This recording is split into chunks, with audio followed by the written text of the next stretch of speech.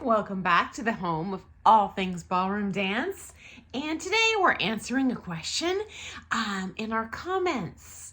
I have a topic for you. Some teachers talk a lot. Others are able to coach you, but provide a lot of movement for the learners. I prefer the latter. Your thoughts? Okay, so I have seen this play out in two different ways. And I'm not sure which way they're talking about it, so I'm going to address both. Okay, number one, idle chit-chat. Talk that is an unproductive waste of your valuable money. And guys, I've heard this to the extent that this crazy teacher would say things like, well, the government needs to do this about minimum wage. Like, what does that have to do with dancing? And why are you talking politics here? This is a joyful dance environment. And so, yeah, Mama don't like that. Number two, I have seen and I've taken from coaches myself who do almost 100% verbal instruction, meaning they don't dance with me once, they don't show me anything, they don't really describe the physics of why something works. They just say, okay, you must take this step 30 degrees to the line of dance with 30% of your weight on the right ball. And for me, and that does not speak to my dancing soul.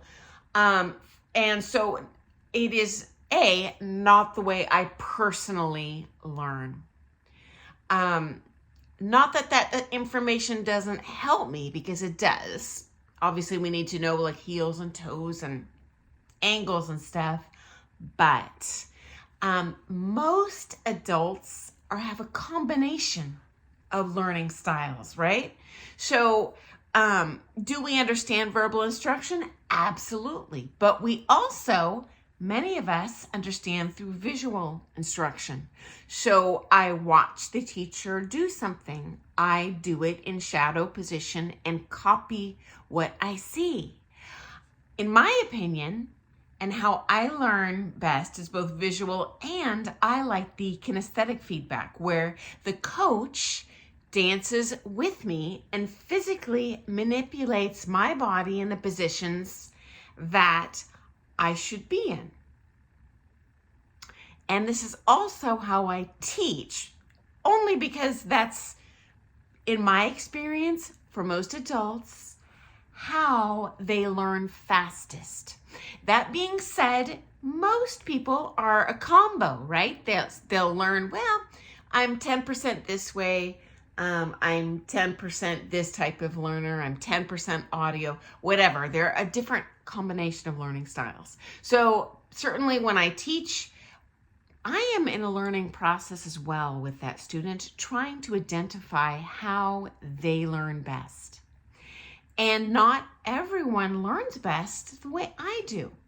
There are people where I move them through it and it's just not the way they grasp the information. And I was really fortunate that my coaches darn near forced me to take lessons with a ton of visiting coaches. Obviously, I always had a primary. They are my primary, that I like my home base. But they would have me take from people that taught even conflicting information. They taught things in a different way. And even though I also had those frustrating 100% verbal lessons that I felt were a complete waste of time at the time, and for me, they were a waste of my time. Now that I'm a teacher, I actually super appreciate the opportunity to have taken those lessons that, for me as a student were kind of a throwaway. But you know what, guys? Occasionally, I do end up with that totally verbal student where I don't just make the stuff up. I recall, I won't use names, but so-and-so taught it this way.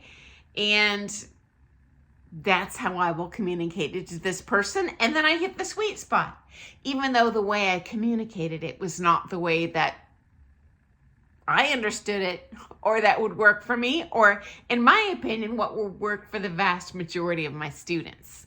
And certainly there is a learning curve as a pro. So when you start out teaching, honestly, everyone I know, including me, teaches students in the way that worked for us. And that's really what we're well versed in. So we just go to that. So my guess is if you have taken coaching from those people that are singularly verbal, they might be newer to teaching, because dancing and teaching are actually two quite different skills. And I had no idea about that until I turned pro. And many of my, well, really all my peers also turned pro, but some of them couldn't make it. And it shocked me because frankly, they were much more accomplished, in terms of the dance itself. People that I really admired were beautiful dancers, very high ranked worldwide, but just couldn't get a clientele because they were not able to kind of, I'll say, repeat that information and impart it onto the next person, which as a teacher is much more important than your own skill. You got to be able to get someone else to dance well. That's the whole point. Secondly, I do find some of the very, very old pros, it's possible they physically can't do it anymore. I don't know who you're talking about, but I have taken, especially in the Latin, from some older pros that just, their bodies are beaten up from years of hardcore teaching and dancing, in which case, they're just giving you 100% of what they can. Okay. Now, my number one suggestion, guys, when you run into this, whether it's, you want to learn something, you don't like the way that they are teaching it, it's just not making sense to you. I can tell you as a teacher, I want that feedback. Okay. I am capable. And if you're taking from an experienced teacher and a pro that's competed professionally themselves, they're definitely going to have the information in their mind. They just probably don't realize that it's not speaking to your soul. Okay. Because I have many a lesson. Probably every day I teach. There's someone that I'm dancing with them and I think they've got it, and I don't realize that they don't understand it. They're doing it, but there's something missing. Maybe I do need to use words. Maybe I do need to, do whatever. And I want that feedback because as a teacher, we aren't psychic. An experienced teacher is going to hopefully cue into what they're seeing, but you know what? No one wins 100% of the time. And if we miss something, we want to please you. We want to impart as much information as possible. We want you to leave that lesson feeling like you got 10 times your money's worth. And dance lessons are cheap. That's what you should get. Okay, next up. And I don't like this, but I've seen it. So I'm going to share. And this is not common, but I have seen it more than once and I really dislike it. I have worked very closely with a pro who would go into the lesson and they didn't do idle chit chat, but they would sit and, in my opinion, waste their students' time and money and hold back their dancing by sitting and talking about the dancing and spending a lot of time stretching and posing alone. The dude did not dance with this ladies sometimes at all. Sometimes it would just be sitting on the floor stretching for an hour and a half. Like, dude, you're not a yoga instructor. You are a championship level dancer. Why are y'all not imparting that information? And then he would go to the comps and these poor follows didn't know their routines because he wasn't dancing it with them at all. Not that there isn't a benefit to stretching. Okay, I'm not saying that. Certainly, should your student be able to dance the routine without you? Absolutely. That's how they show you that they have, in fact, taken that in as their own muscle memory and not just following you. That would just be kind of deadbeat pro-am dancing. And as a pro-am dancer, I'm assuming you want to be your own dancer and look fabulous with everyone, not just hang on your pro. You know, you can do that, but you know, we're all aiming for, you know, next level. And that's real hard when your coach sits there and just wastes your time talking about dancing. Okay, now in the coach's defense, there might be something else going on here. Two things. Personal story. When I first started out doing like hardcore competitive dancing, and not just taking those fun kind of social group classes, guys, I was nervous as all can get out. I was terrified in those lessons. Just, I wanted to please that teacher so much. I was just nervous. And I, at that stage of the game, loved when the teacher just talked. It wasn't the talking that I cared about. It was, okay, this is a human being. Calm me down. And then I'm more receptive to learning. Okay. And number two, I have found as a teacher myself, you know, as a student, you know, I'm a over the top crazy dancer, love it. I could take lessons all day and I'm fine. But most people, in my experience, my students rarely have that attention span. And nor do I expect them to. And when I see in a coaching, because I'm hitting them hard, I honestly have probably too bad of a habit of info dumping. I'm just so excited. They get it. Okay, let's add this. I'm so eager to get in that last information and they'll get the most I can out of that last 5 minutes. But I do sometimes see this. I'm losing that student. They've just turned off. And they need what I call a mental health break. And in that case, honestly, guys, they're going to learn more at the end of the lesson if I take them on a little side path. As I like to say, you know, burning fire, flowing water, blowing wind, grass. Okay, and then we get back to the dancing. Okay, so it might not be idle chatter, okay, or filler, or not wanting to dance.